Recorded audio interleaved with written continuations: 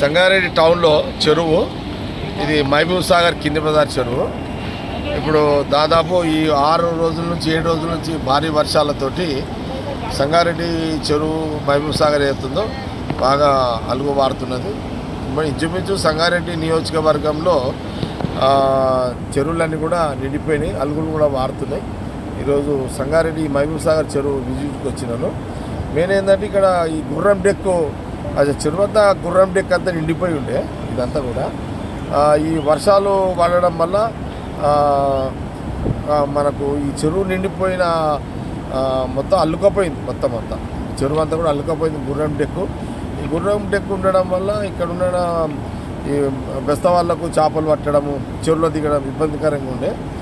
ఈ వర్షాలు రావడంతో ఫ్లోకి మొత్తం వాటర్ యొక్క ఫ్లోకి గుర్రం డెక్ అంతా కూడా మ్యాక్సిమము 60% అంతా వెళ్ళిపోయింది. ఇంకా 40% ఉంది, అది ఒక కొనాకు వచ్చింది అదంతా.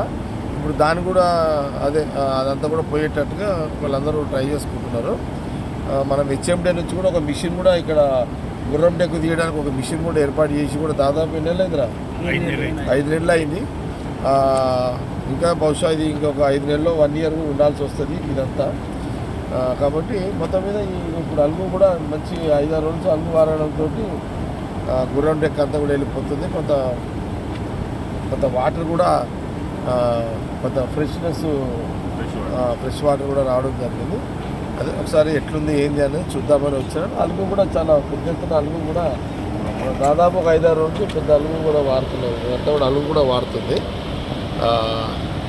అది ఒకసారి చూద్దామని రావడం జరిగింది. Okay, right.